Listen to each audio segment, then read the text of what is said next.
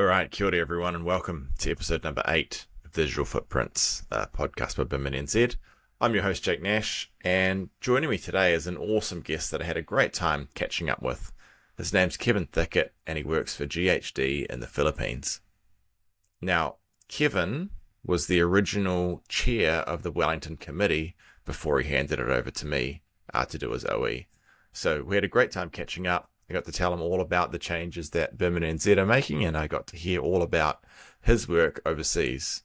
So in this episode, we talk all about the transition from working within New Zealand to working on these massive mega projects in Hong Kong and in the Philippines and in the Middle East.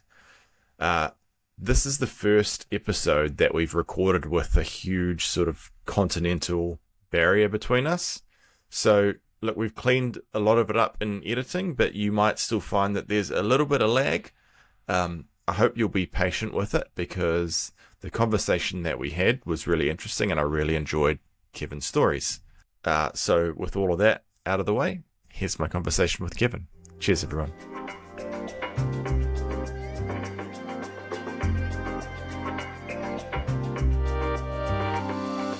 Oh, okay. Well, that's good. I was just thinking last time we would have seen each other would have been about this time last year, right? When you were last over here in Wellington. Yeah, that was around Easter time, so almost a year, I think. Yeah. Yeah. For Digicom, and then I think we did an impromptu BIM and NZ as well to make the most of when you were here. Indeed, yes. Yeah. Well, we had enough talent locally to pull someone together at the last minute. How are things in your world? How's the job overseas going?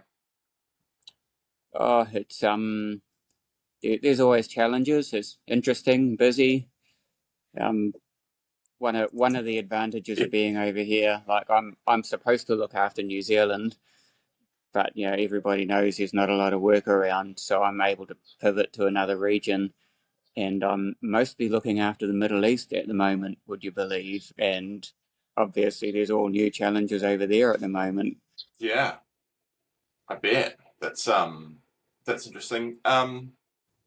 Before we get, I've got so many questions about all of that, but before we get into that, for people that maybe don't know you, why don't you start by giving us a bit of a overview of who you are and what you do? Sure. Where shall we start? We'll start when I first worked for GHD, which was maybe 15 years ago, and that's when I discovered Revit, and then I learned that Revit is not BIM, and BIM is a much bigger thing than that, and started contributing to the local Revit user groups. And as BIM grew, we transitioned from that to a nationwide BIM organisation, which you're now deeply involved in. And yeah, so I went from GHD through a few different consulting engineers for career progression, as you do. And then in the middle of COVID, I made the call to expand my horizons and have a go overseas. So I moved to Hong Kong for a few years and worked client side for MTR, who are the rail provider over there, on what was their largest ever capital works project. And after 2.5 years doing that, I relocated to the Philippines and rejoined GHD in basically a supporting offshoring type role, which is, having done it from the other side of the fence, I well understand the challenges and the pitfalls, so hope I'm adding value in that area as well. Yeah, great. So what did you study to get into the industry that you're in? Was it a traditional kind of engineering pathway, or did you come in through a different door?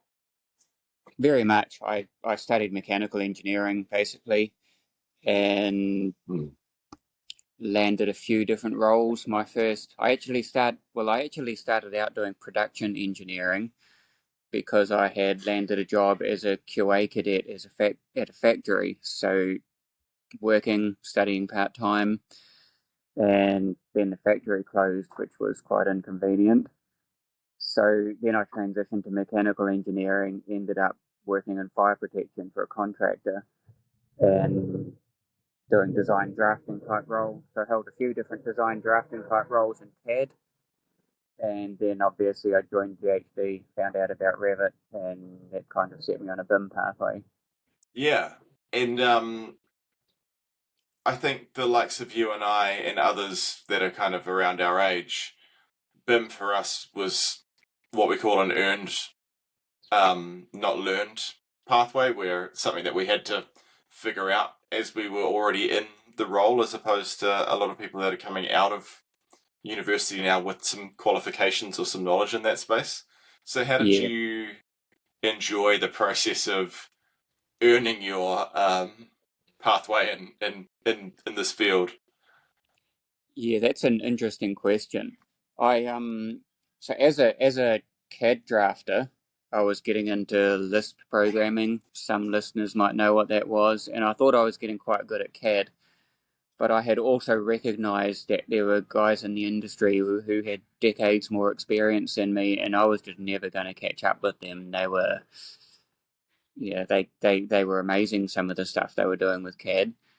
So then when Revit came out, I realised that I was getting in on the ground floor of something new, and you had to fight to be allowed to use it then, because the higher ups are all, CAD is tried and true. We know what we're doing here, and so you had to fight to use it on the projects. But what I recognised was exactly that. I could become one of those guys that I kind of looked up to in the CAD world, except in the BIM world. And so I pulled some incredible hours for a few years, and I didn't do it for my employer. I did it for me. So our first BIM project was massive. It was the 3 Squadron Ohakia building. So it houses all of the RNZAF helicopters. It's got like 6 bays on one side and 8 on the other, and control buildings in the middle. So it was too big to learn on. And I worked to midnight every night for months, quite frankly, to get that across the line. And none of us knew what we were doing. I managed to get some people flown in from Australia who did know what they were doing, and I learned so much in those few weeks that they were helping on the project. And at the end of it, I'm like, wow, if I knew all this at the start, it would have gone so much better. But so there's pain in gaining knowledge like that, but there's a lot of reward as well, because it really, really set me on a path of knowing what to do from then on and building on it. Yeah, I know the feeling. I remember being given the pathway of we can carry on down the road that we've always done, or we can try this new thing. And I was the Mm, advocate for trying the new thing, but much like you, it meant having to do it out of hours and prove that it's faster, and then mm, eventually convince my project lead to let us jump ship. And I'm glad we did it when we did, because otherwise we would have been. I mean, at the practice that I was working at the time, we were already late adopters. So, right. and projects Mm, at that scale last 3 to 4 years. So, I was either the first or I was the very last to pivot. So, right. I can relate. Mm. Yeah. Um, and so, at what point did you join GHD? Was that your first sort of like large scale consultancy that you worked for? Yes, my had an interesting career before that. Like I say, I started in manufacturing, then I went to a fire protection contractor, then I actually went to a fiber optics provider who were supplying to the likes of telecom as they were then, and my job was basically to draw junction boxes. Junction boxes. I missed one in there somewhere. I worked for a timber drying kiln manufacturer as well, doing design drafting, and I started doing 3D CAD there. I'd done a SolidWorks course, and then I got an AutoCAD job, and I'm like, can't be that much different. Please don't shoot me for saying that. So I can extrude in SolidWorks. Surely I can extrude in AutoCAD, and it turns out I could. And I started modeling these heat exchangers in 3D just using vanilla AutoCAD. And our IT guy went nuts because I had 30 something XREFs in my model, where I'd model each part as a separate model and XREF them together. And yeah, he's like, you can't do that. Nobody understands what you're doing. And in that respect, he was right. But the flip side is my designs were perfectly coordinated right down to bolt hole alignment because I used the edit in place to align all the bolt holes. And so by the time I came to GHD and started picking up Revit, I already understood that this is the way to work. So I just grabbed it and insisted, as you did, and ran with it. Yeah, and it's such an interesting logic. You can't do that because it's too good and no one can keep up. That sort of thinking is what holds a lot of firms back. You know, the people that are doing this amazing work, you know, enable them and let them teach. Oh, Feels like ab- the sensible approach, right? yeah, absolutely. But I do think there's limits, and I've worked that out. I mean, I don't want to sound Yeah. too presumptuous. But if you line all the BIM people in the world up single file, and all the 3D modelers in the world up single file, and if you're in the top 10%, say, and you turned around and look behind you, it's a really long line, and some of those people are so far over the horizon you can't even see them. And whatever advanced technique Mm. you're bringing, they need to be able to pick it up. You shouldn't stop pushing forward, but you have to push forward at a pace where you can bring at least the organization and ideally the industry need to be able to come with you, and also your design partners, of course. If you're giving stuff to your design partners that they don't understand, the project falls over. Um, and when I first met you, you were at Oricon. So you moved around a little bit while you were in Wellington, and I think we actually worked on a project or two together while you were in Oricon, if I remember Indeed, correctly. indeed, yes. So I went from GHD to NDY. They basically offered me a team leader position, which GHD weren't able to offer. So that was, like I say, career progression. Mm. Then I had a brief stint at WSP before Opus were involved, pre-Opus WSP, which was a different organisation, and their Wellington office was extremely small. I basically travelled every second week, and when I got sick of travelling every second week, I started asking around, and Oricon had a national level role for me, so I accepted it, and that went well for how long was it at Oricon? Maybe 4 or 5 years, something like that. Yeah, something around there. Um, God, that must have been interesting though, because you would have seen a lot of different behind the scenes of how tech was set up in various firms at a time where there was quite a lot of change happening. So, did Mm. you find that some companies were, or of course, some companies would have been doing it better than others by your perspective, or were you brought in to help with that change management? I'd say yes to both of those things. Like, Mm. yeah, I might have to think a bit hard about how to answer that. I don't want to be dissing anybody. But but yeah, my No, role, no, my that's of role, course. technology is moving very quickly, and my role was generally around either keeping up or moving ahead, depending on the context. And like every business wants to be a leading business, but they have a different idea about what a leading business is. Like one, I won't name the company, but one interesting philosophy I heard was we're going to be leading by being the cheapest and winning the most work, and that actually doesn't align very well with my way of thinking. But I'd rather be leading doing doing the best work, well coordinated, fulfilling all our clients' requirements, giving them designs that just work when they go to build it. To me is leading, and then obviously continually bringing new technology in on top of that to make your work better, do it in less time, do it more accurate. Yeah.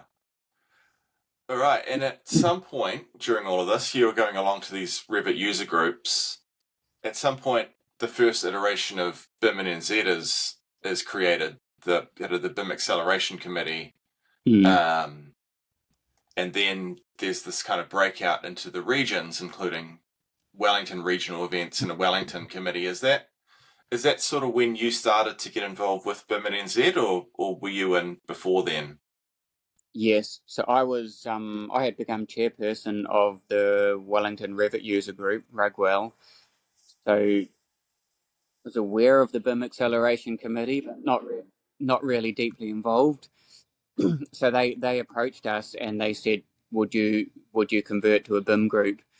And initially we tried running side by side. We had Rugwell still going, and we had BIM, whatever we called ourselves. Wasn't BIMwell, was it? I can't remember what we called ourselves now. At one point, there was a logo that was like "Do BIM well." Yeah, so it was BIMwell, yeah, and then that Yeah, became BIM NZ Wellington chapter. yeah. So we tried to run both of those side by side, and I actually strongly believe there is still a need for Revit user groups, because the BIM groups sit at a higher plane intentionally. It's more about how you implement BIM and helping clients understand what they can specify, what they should specify, and that kind of thing. Whereas, how to model a curtain wall, how to manage your detail libraries, all that kind of stuff, it still matters, and nobody is helping industry with that so much anymore. So we tried to run both, and it's just too much because I had a job, believe it or not. So in the end, I withdrew from BIMwell and just focused on I withdrew from Rugwell and just focused on the BIM group and keeping that running, which is always a challenge. I'm sure you're finding the same thing now. Everybody has a job and deadlines and big projects and stuff, and you have to give that priority and still find time to actually put together a good event. Yeah. Yeah, you'd be happy with the progress that's been made, I reckon, Kevin. We've moved to a national model, and we've actually secured enough sponsorship to run all of our events for the year at a national level. So that takes a bit of pressure off. I remember when we were in a committee, trying to find sponsors, trying to find speakers and hosts and organize events in the hours between 5 and 9 in the evening. Yeah. And what a just one thing falls through and you've got a mad rush to try and organize an event, and it's all volunteer. Yeah, So exactly. yeah, I think you'd be proud of what we're doing. Yeah, that's a good result, I think, because you're right. And sponsorship at local level is always challenging because you want to be it's an industry event and you're for the whole industry. You don't necessarily want to elevate one product or firm or whatever above everybody else. And I actually found it challenging to, obviously when I'm working for a particular employer, my job is to put their brand ahead and make them known, but you can break the group by doing that too much. You have to remain impartial for both your own employer and for your sponsors. Yeah. And the other pressure was always speakers, as you say, and I tried really hard not to just have it fall to the committee every time, because then, as well as organising the event, you're preparing a talk, and that just doubles your workload. But it did happen quite often, in all honesty. Yeah. Yeah. You might also be happy to hear that there have been talks about reigniting the Revit user group as kind of a subset of BIM and NZ that is run by a different group of people, but is a kind of partner. Because you're right, we have been getting a lot of requests from students or from young professionals that are wanting to upskill, or people that are retraining, just saying, look, this is all really cool and complex, and I like coming along to these, but I'm still just finding my feet with the software. and and so those kind of events still have their place, definitely. So it'll be interesting to see if we can get them back off the ground this year. Yeah, exactly. And on the Revit user group, I found some of the most successful talks were really simple. You'd be questioning yourself, do I really need to show people this? and then your wood or the selected speaker wood. Like one of the best ones we had, a guy had made Modular Details family. Steve Williams was his name. He might be at Oricon now, or he might not still be in the industry. But for plumbing details of kitchenettes, he'd made like the modular kitchenette in 2D and different like schematic drainage arrangements and stuff. And he's like, same insertion point. I just get this one. I put that one on top. I put that one on top. My detail's done. And his talk was, probably less than 10 minutes. He really didn't have much to say about it. But the Q&A time afterwards went on for half an hour. People were like, wow, this is genius. And so, yeah, just spreading that stuff through industry helps everybody so much. Yeah. Yeah, I remember, I've still got the handout somewhere, just like in a file on my shelf somewhere, but one on design options. And I can't remember who presented it, but she had a presentation, about a couple that were testing different renovation options in their house, and she talked about how she would do it in Revit. And it was such a game changer for me, because that was something that when I was learning the tools, I really struggled with them. And in the time that I was supporting, a staff of 300 people with the software, that was also something that was often an issue. So I totally get what you mean. I actually replicated her training at some point. Yeah. Should look her name up. She was yeah. And the other one similar is phasing. Some of those things, like every firm struggles with them. You have some people who understand, some people who don't. And if you know that's the case in your own firm, it's the case in every other firm as well. So eventually I actually had a list, and some of those topics we started running every year with a different speaker. You come and tell us your version of how you handle it. Come and tell us your version of how you handled it. And that worked quite well, I think. And it made planning the events easier too. Yeah, it's great. It's facilitating conversations, right? That's what you hope to get out of those kind of events. Sorry, the other thing I used to find is, as a presenter, I would always learn, because we managed to get that workshop kind of vibe going. You'd stand up and you'd say, well, here's how I do this, and somebody would pipe up and go, well, have you thought about this other method? And you go, oh, never thought of that, let's try it now. And you do, and you go, wow, that's so much better than what I brought to show you. And you end up ad-libbing the rest of your presentation. But it's great because everybody's learned something. Yeah. Hey, so at some point, and I remember when this happened, right? Because we'd planned a few events during 2020 that obviously got axed during the pandemic. And at some point shortly after that, you went client side and went overseas to Hong Kong for a bit. Tell me what that was like, because that's a whole world apart from probably what you were doing here in New Zealand, right? It was super interesting. Yeah. So as a national lead, I obviously had a lot to do and a lot of expectations, and the utilization drive was getting higher and higher, because the business needs to make a profit, and they wanted to see more project work out of me. So I said to myself, well, if I have to work on projects, I'm going to find really big projects to work on. So I set myself 4 criteria. Client side, because I was very interested in that and wanted to experience it. Transportation, because there's so much more money in transportation compared to buildings projects.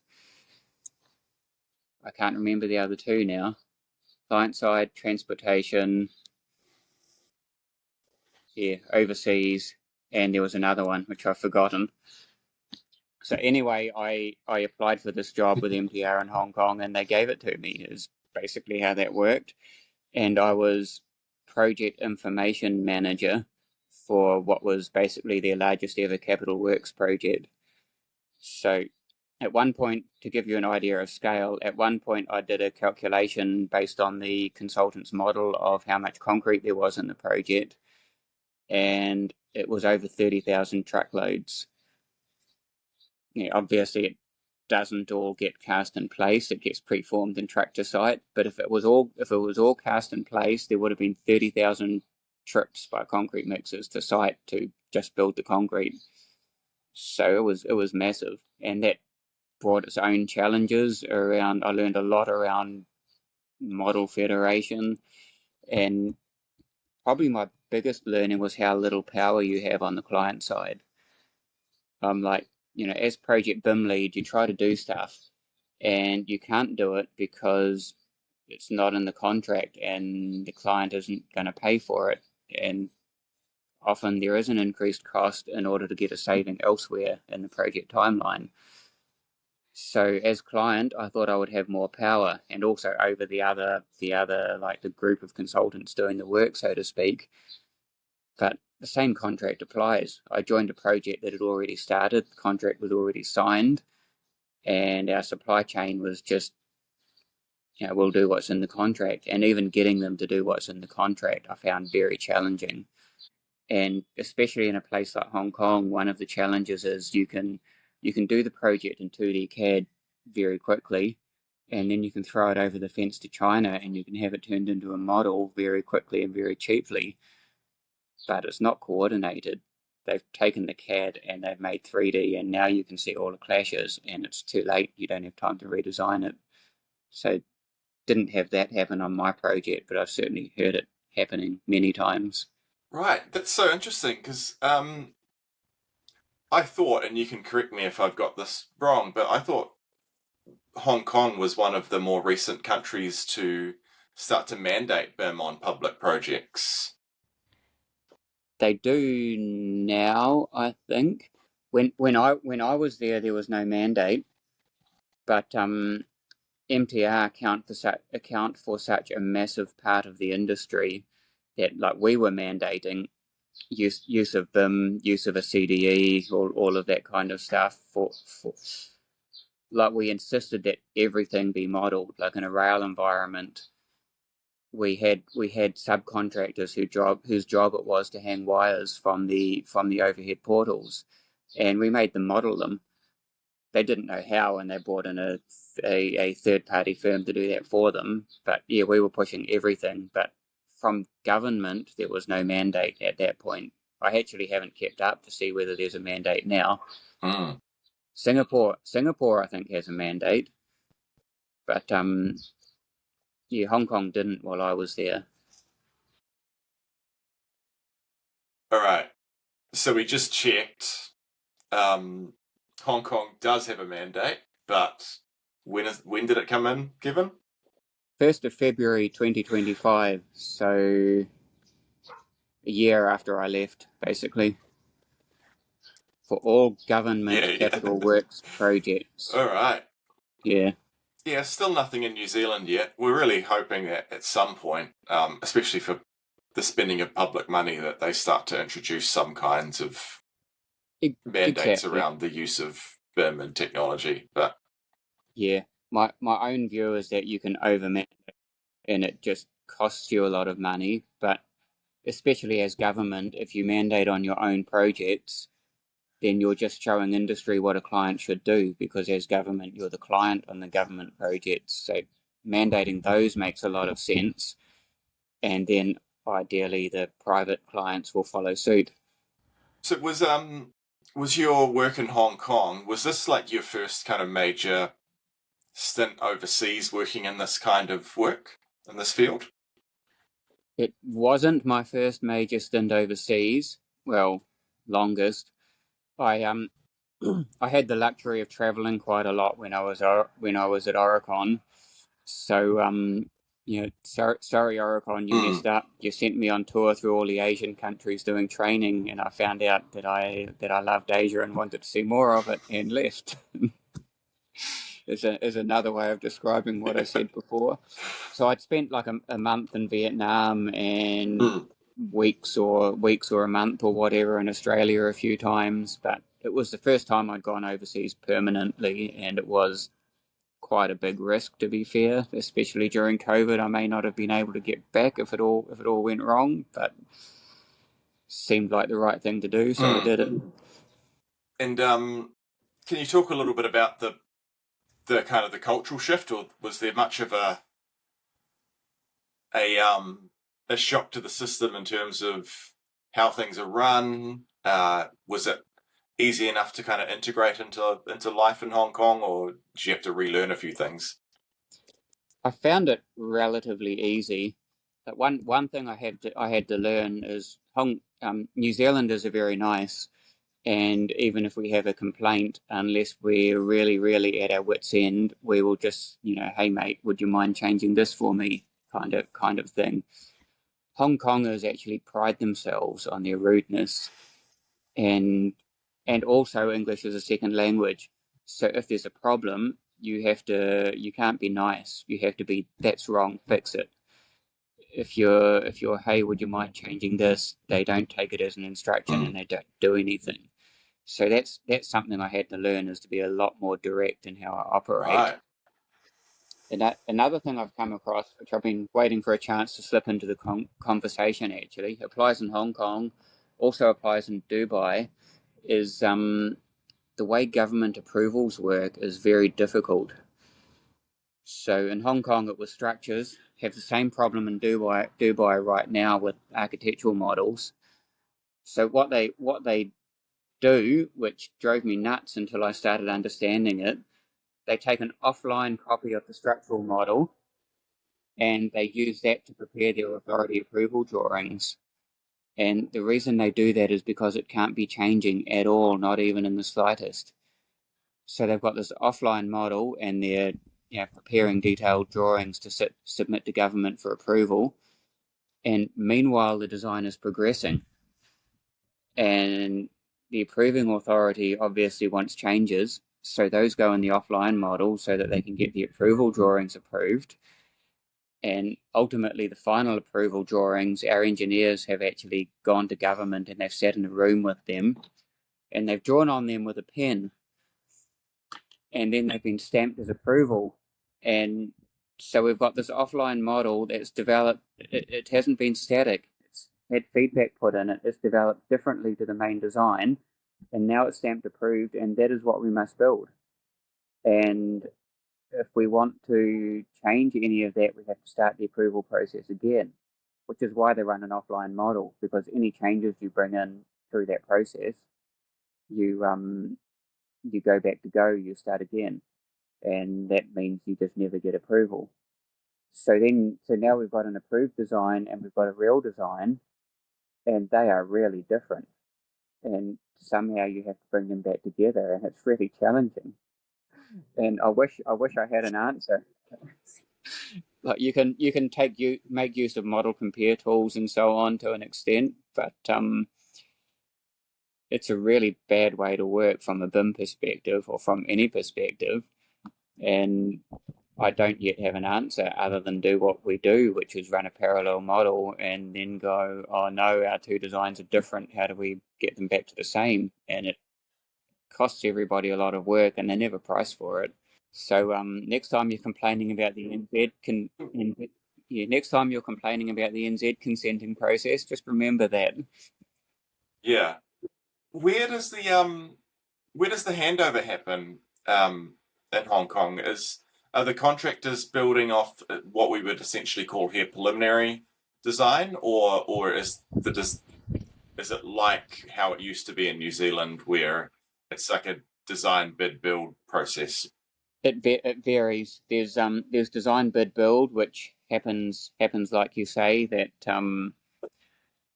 the consultants go through to detailed design and ideally fully coordinated, whatever you define that to be, and then they hand over to construction contractor who takes over all of those models and actually makes them buildable and builds from their own models. So that's what was happening on the project that I was on, especially in an MTR context. There was a lot of internal debate about us as a client. I mean, that project was run design bid build for particular reasons, some of which were political. There was a strong move within the business that design and build contracts were better and that we should employ a construction contractor and send them out to market to employ their own consultant team. And I know both happen in NZ as well, so very similar. And basically, it's best for project, best for client. What can you make work to give you the best result? And I would say each has their strengths and weaknesses when it comes down to it. Yeah, absolutely. I think New Zealand's learning a bit about that at the moment as those kind of contractor-led procurement models are becoming a little bit more common here. Although, like you said at the very beginning, there's not a whole lot of construction happening in New Zealand at the moment. There's 2 cranes up in Wellington. Can you believe it? Right. Yeah. I think design and build, the client can manage costs a lot better, because otherwise the contractor receives the design and goes, oh wow, this is much more expensive than I expected, and hikes their price. So you remove their ability to do that, but you don't necessarily get a better design because the contractor, don't want to diss any contractors again, don't anybody take this personally, but they can always choose the cheaper option and look after the bottom line, which doesn't always give the client the best result 10 years down the track when they want to do maintenance and upgrade and stuff. Yeah, we're hoping. So I'm sure you're aware, I teach construction now at Victoria University, and we're the first university in New Zealand to teach construction out of an architecture school. So we're hopefully creating construction managers that are sympathetic to design, and at the same time producing architectural grads that have worked with construction management grads as well. So we'll see how that goes. It's going to be an interesting social experiment, but so far so good. Has potential to make a huge difference. Like I find on that note, when I'm employing whatever country I'm employing in, like I look for people who work with their hands. I don't care whether you build race cars or do crochet or gardening or whatever. If you work with your hands, this is my personal view, I find people who work with their hands actually think about how things are built. If all your knowledge is theoretical, you can do a great design, and maybe a better design than a more practical person might do, but it comes unstuck when someone tries to build it. So yeah, I think that's a great initiative, and I wish you all the best. Yeah. Thanks. Yeah, we're finding it's going well so far. All right, so Hong Kong, stint there a few years, and then at some point you chose to move to where you are now in the Philippines. And I must admit, I'm very jealous looking behind you with your beautiful umbrella over you and the blue sky and the foreign trees. What was that move like? And what was it about the Philippines that made you want to jump ship over there? Just an opportunity? Yeah, not to put too fine a point on it, it was woman. I met a girl while I was in Hong Kong and remarried, and she's from the Philippines and her family is here. So I actually approached the guy I'd stayed in contact with in GHD and said, we were just joking around actually. I said, do you have a job in the Philippines? And he was like, oh man, do I ever? And they made me a job. Because everybody has to work here to keep costs under control. You just can't win projects otherwise. And it's scary and challenging if you don't have a friendly face on the other side. And it's also hard to get what you need if you don't have a friendly face on the other side. So that was the driver, basically. GHD made me a job because they want someone with 20 years in the New Zealand construction industry sitting in the Philippines, receiving the work and like really understanding what's needed, not just doing the markup. So that's been interesting. But as I say, I've found like you can only win work when it's available to bid on, and there seems to be a bit more bidding now, but it will take a while to come through the machine. So I basically pivoted to the Middle East, where we've got massive projects going on, and yeah, they've been very interesting as well, which is one of the strengths of being based over here in a consulting firm is exactly that. You have your you have your main focus, if you like, or what you're employed to do, but there's so much else that you can get exposed to, and that's really healthy. Yeah, great. Well, hey, firstly, congratulations. I didn't realize that. That's exciting. It is, thank you. I was going to ask about some of like the differences and also some of the lessons. So, um, is there anything that you think New Zealand needs to learn from some of these giant overseas mega projects that you get to work on? Probably, yes. I might have to think a bit about that one. Um, to be honest, I see the same mistakes, and they hurt a lot more. So it's all around planning and organization, and it's not necessarily that these mega projects do things better. They do not. But when you've got a 50,000 square meter podium with 11 towers on top, and you're spending the last 2 weeks frantically trying to get the coordination done, like you just can't achieve it. But I see that happening the world over, trying to fix the clashes at the end instead of trying to design a design that may not be clash free but is largely thought through as you model it instead of just smash everything in and fix it. And not every company is guilty of doing that, but on any project it only takes one and it derails everybody else. So that is the biggest thing. And I understand the financial drivers. If you hold your modeling team back to the last minute, you limit your risk of cost overrun, because you just do it once, one and done kind of scenario. But it doesn't work. You just end up fixing the clashes after the deadline instead of spending more time before the deadline. So you spend the money regardless. You just spend it late, and then your client is unhappy, and that's not a good result. So the biggest thing for me is getting the work done in a planned and measured way before the deadline. And we all know how it should work. When I first joined GHD, so this is around 2009 something. Like internally, we have all the disciplines. Excuse me. So we actually made a Gantt chart. This is when these parts of the architecture should happen. This is when the foundation should happen. This is when the buried pipe work should happen. This is when the above ceiling duct work. All of that kind of stuff. We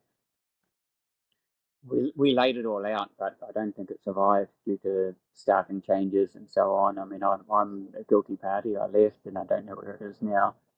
But that to me is the most important thing. You know, what's more important than doing the thing right is actually doing the right thing. And if you can get your project staged in a way that the information goes in a logical manner, then you can save everybody truckloads of money. But we as an industry in the world don't seem to be able to achieve it. Yeah, I wanted to kind of ask a little bit about that as well. So, are there things that you can do or we can do on these massive scale projects to kind of set ourselves up with a stronger starting point? And I'm referring to things like modularity and prefab. Are those quite common methods of construction for managing the repetition, things like that, in these kind of projects? Getting a lot more of that here. The project I did at MTR, it was in our specification, and the design team really didn't come to the party. The modularity was inserted by the construction contractor because they care a lot more. They were China based, and they were basically having everything manufactured in a factory in the middle of China and then shipped on a barge to site over a few hundred kilometers down a river, kind of thing. So when you have that kind of driver, and I was seeing it happening around me in Hong Kong on other projects, and seeing it in the Middle East as well with some of these major residential developments, which is working really well. Maybe New Zealand has improved a bit since I left, but what I would find on apartment projects in NZ is we'd try to do typical apartments, but we'd end up with, half of the apartments being not typical. It'd only be an 8-story building and we'd have 30 typical apartments or something like that. Whereas in the Middle East, driven by the client, you genuinely get that. Like I say, we've got 11 towers of 10 to 11 floors each, and there's only a handful, maybe six apartment types, something like that. And each apartment is a linked model. And yeah, I had to do a lot of work around model federation actually to get the team to break stuff down, because the model was unusable at the end. Sorry, drifting off topic slightly. You just can't open the whole thing in one Revit session, because it takes an hour and a half, and then every time you move everything, you sit and wait. So breaking that up. So here's your apartment module, here's your floor module, because the floors are typical as well, except for the facade. So then here's your facade, and you link all the floors into a facade, and your building has multiple shared site, and it appears in 5 other locations around the site. And getting that kind of thing going is really good buy-in for. There's still challenges. There's not always the skill to do it among the design teams. So there's forever ever calls to a particular design team, like your model is sitting 100 kilometers off site for some reason. Do you need help to fix it? That kind of call just about happens every week. So there's challenges, but the philosophy, if you like, has taken hold, and from there we're just going to get better and better at it. So that's really good, I think. Yeah. You're once again stressing the need for Revit user groups, because I tell you what, in a previous role, I probably spent a good 6 months working on a multi-residential model management strategy that, despite everything making sense on paper, was just so difficult to implement, especially around, if you've got all your linked models and, you update a family or a material in one, how do you push that across all of your different models? You have to start inventing plugins and scripts and workflows, and it becomes this very, very high discipline sector to work in to do it right, which puts a lot more onus on the team to think about what they're doing. And even with all of that, just struggling to get any kind of sense of modularity amongst the apartment types. So, and that's on a building with 300 apartments. So how you're doing it with many thousands is just incredible. Exactly, it's challenging.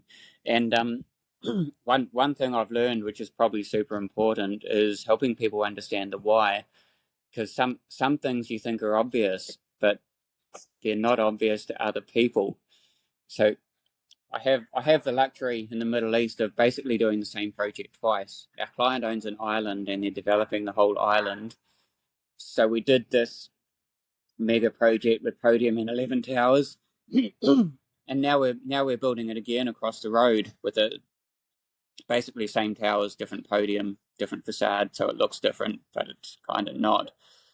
But on the first one, like if you take a Revit model and you cut it in half, and now you've got 2 Revit models, each is half size, right? And so they linked them back together and made a sheets model, and the gain that they won from cutting in half, they've now lost, because they have to open everything to prepare their sheets. And I didn't think I needed to explain that. If you've got a bucket of water and you tip it into 2 buckets of water, and now each weighs half as much, and you try and lift them both at the same time, it's the same weight still. So, so we implemented this federation strategy, cut our models up into bits, 7 gigabytes of model, by the way, and they just linked everything back together to make their sheets. And I'm like, what are you doing? So that was painful, but it's team learning. They understand their mistake now, and I have really good buy-in from the at team level now to not let that happen again. So that's the luxury of doing the same project over again, is you can drag all those learnings forward and do the next one much better. Yeah. Counter to my previous question, is there anything that you think New Zealand and Australia are doing really well, comparable to other parts of the world that you've worked in? That's a very good question, and my answer may be a little out of date. I haven't worked in anger on a New Zealand project for 5 years. I think what I'm seeing a lot now in other parts of the world on BIM projects is BIM actually gets over specified, and I think New Zealand, like if you look at the New Zealand BIM handbook, that is an awesome document. NZ should be very proud of that. I had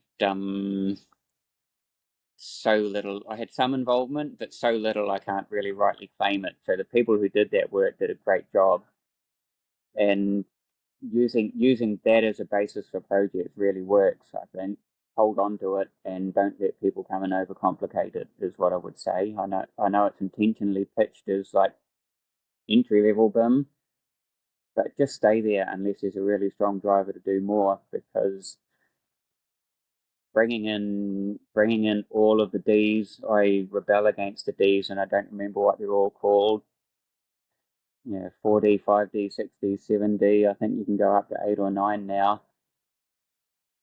Like, do you need that stuff?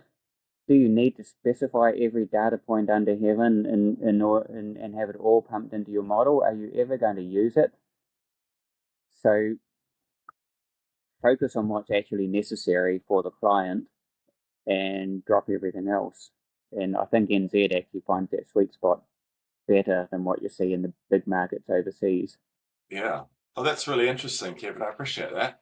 And yeah, I agree. It's an awesome document. I didn't have any part to play in the creation of it. We're the new custodians of it, and we'll be responsible for updates. But that work was done by a phenomenal team that put in a lot of great work. So yeah, custodian it well, please. I will come back to NZ at some point. So custodian it well, so I can come back and continue to have the pleasure of working under it. Yeah.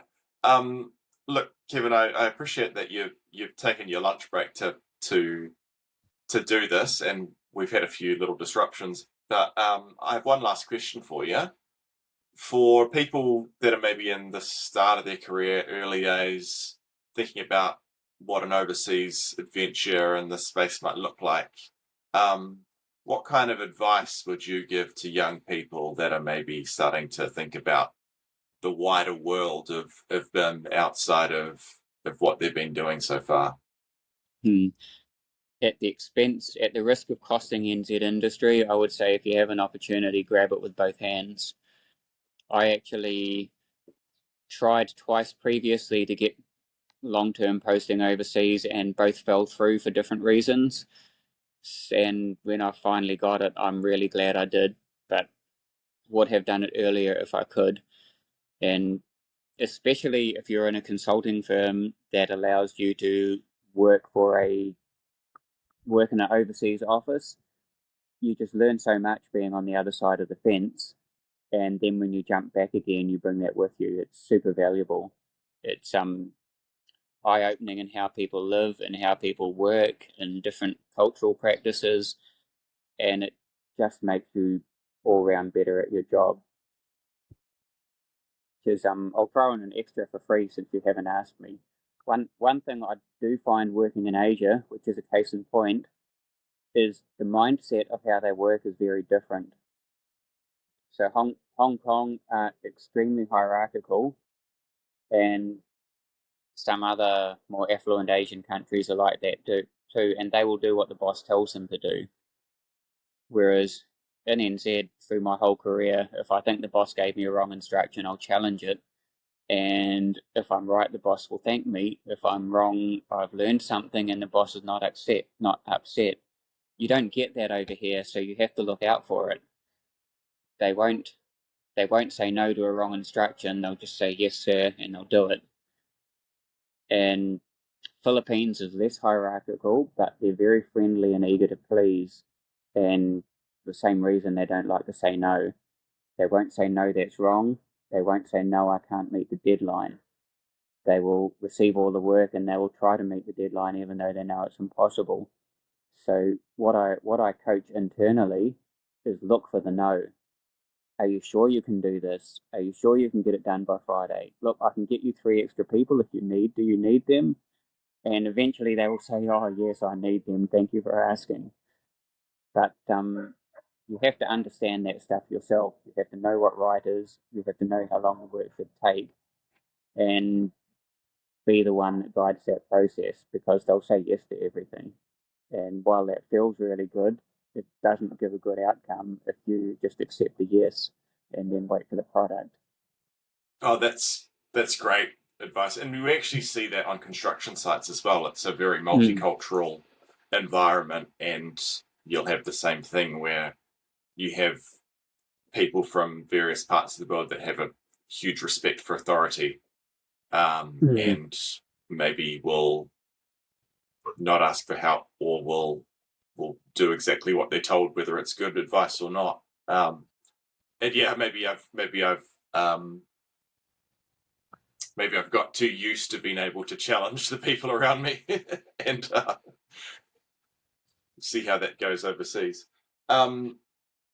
Kevin, thank you for taking the time.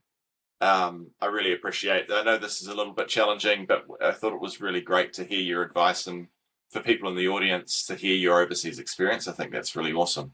So thank you for taking the time. No worries. It's a pleasure. And I've always done what I can to contribute to NZ industry, and yeah, happy to continue to do that. So feel free to invite me back sometime later, maybe talk about different topics, who knows. But yeah, it's been a pleasure. Thank you. And I hope everybody gets some value from it. Yeah. And we're keeping your old committee in good shape and nice and warm for you when you return. Thank you out there for everyone for your time listening as well. Cheers. No worries. Bye. Talk to you later.